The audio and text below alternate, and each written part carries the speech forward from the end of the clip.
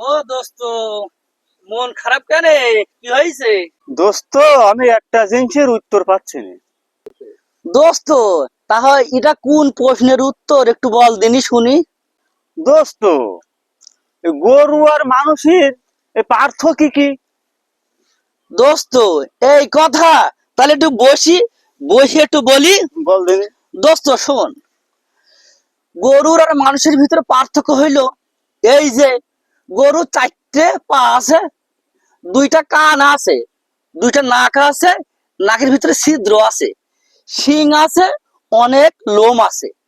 প্রশ্ন উত্তর পেয়েছো? পেয়েছি। আচ্ছা, আর প্রশ্ন করবা? আর আচ্ছা দোস্ত, তাহলে গরু পান খায়, মানুষও পান খায়, তাহলে এর পার্থক্যটা কি?